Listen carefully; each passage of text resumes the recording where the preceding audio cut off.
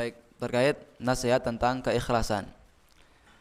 Ikhlas ini Bapak Ibu sekalian rahimani wa rahimakumullah adalah perkara yang paling sulit yang harus kita adakan dalam ibadah kita. Artinya ketika perkara itu sulit berarti membutuhkan perjuangan. Ya. Ketika perkara itu susah berarti butuh perjuangan yang lebih untuk mendapatkannya. Termasuk keikhlasan ini. Sehingga bagaimana cara kita untuk bisa mudah untuk ikhlas dalam ibadah itu hanya kepada Allah Subhanahu wa taala. Maka di antara yang diajarkan oleh Rasul ketika beliau ditanya bagaimana caranya sholat itu bisa khusyuk. Bagaimana cara sholat itu bisa menjadi sholat terbaik kita. Sholatnya khusyuk, sholatnya ikhlas. Dan sesuai dengan tuntunan Nabi SAW. Maka Rasul berpesan, fasolli sholata muwadda.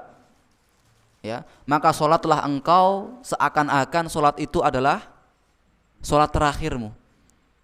Ya, artinya ini ibadah terakhir saya.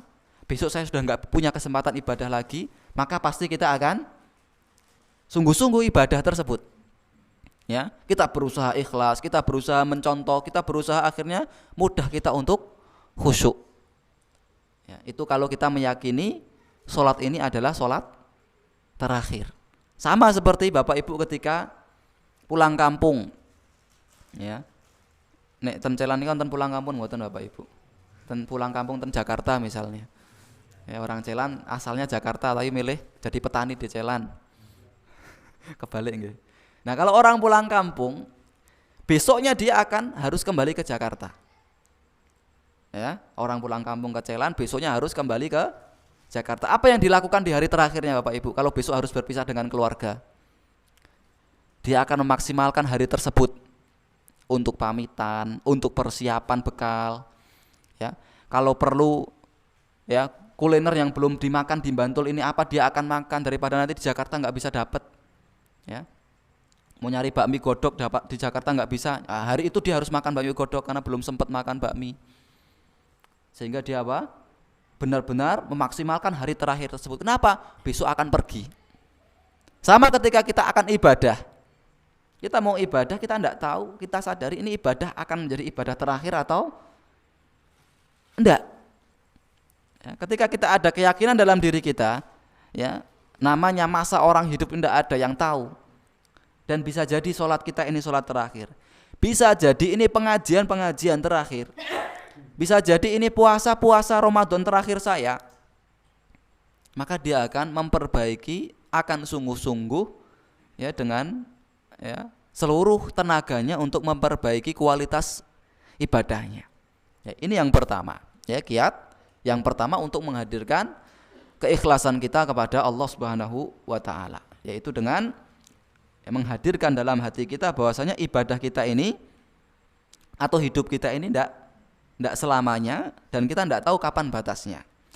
Kemudian yang kedua yang bisa menjadi kiat kita untuk meningkatkan keikhlasan kita dalam beribadah adalah dengan terus beribadah. Ya, terus ibadah. Ya, kadang orang mau ibadah itu malas. Ya. Kalau orang sudah mau ibadah saja sudah malas, maka bagaimana dia bisa mencari keikhlasan? Tapi kalau dipaksa, yang penting saya berangkat dulu entah nanti ya mendapatkan hasilnya seperti apa, susah ikhlasnya itu seperti apa, dia terus usahakan. Subuh ya mangkat terus, dia duhur ya berangkat terus tepat waktu. Dia punya usaha untuk terus beribadah kepada Allah. Ya, maka semakin seringnya seorang itu ya beribadah kepada Allah Subhanahu wa taala, ya, sifat-sifat yang keburukan yang akan timbul dalam hatinya itu akan tertutupi dengan kebaikan-kebaikan. Ya, karena kadang sholat kita ketika kita sholat timbul sifat riya, ya, sifat pengen dilihat dalam sholat kita. Ini sifat ibadah yang mengurangi keikhlasan kita, ya, yang mengurangi kualitas keikhlasan kita.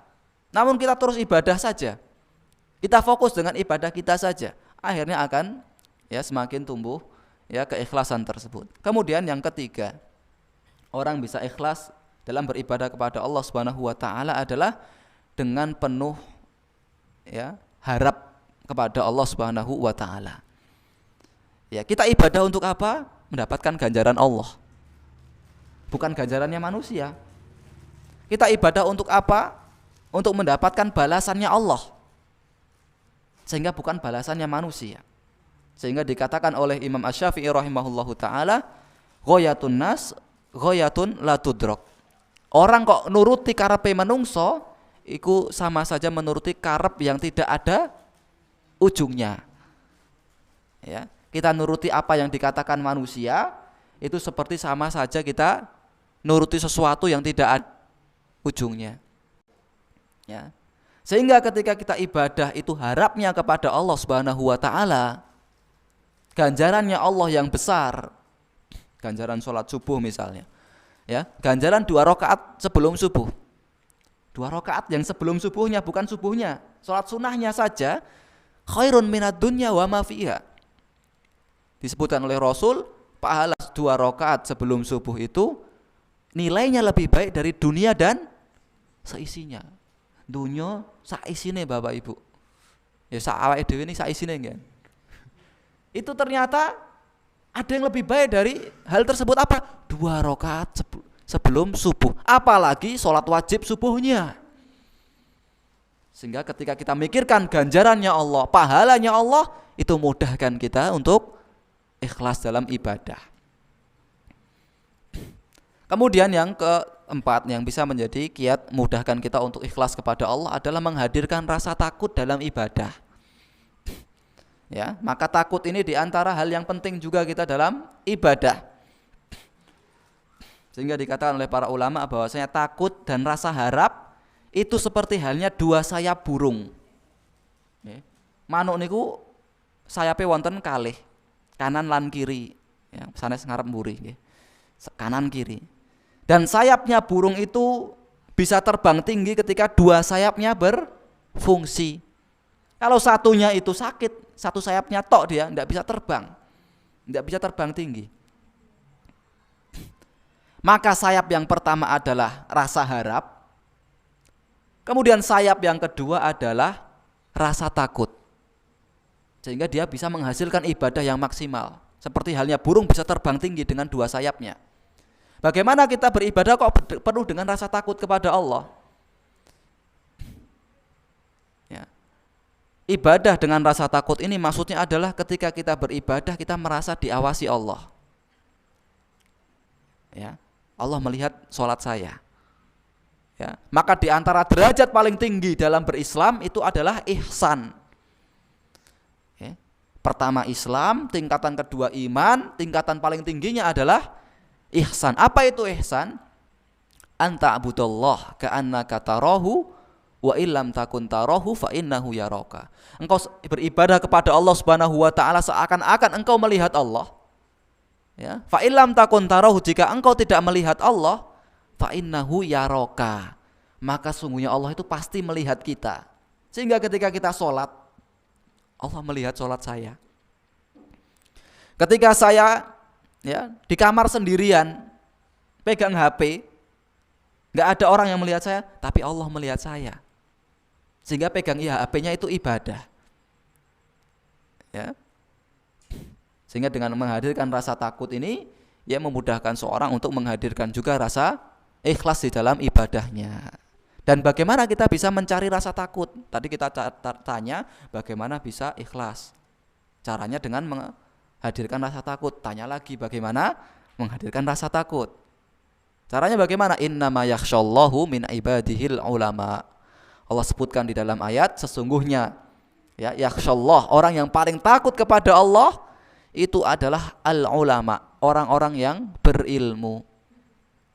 Ya, orang-orang ulama, orang-orang yang menuntut ilmu.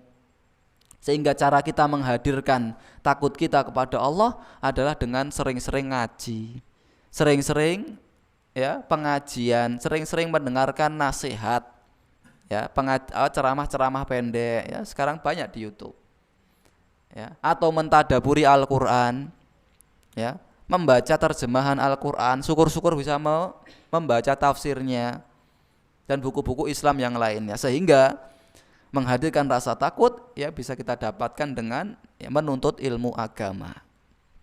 Mungkin itu hal-hal yang bisa menghadirkan atau kiat-kiat yang bisa memudahkan kita untuk ikhlas dalam ibadah kepada Allah Subhanahu wa taala. Allah alam bisawab.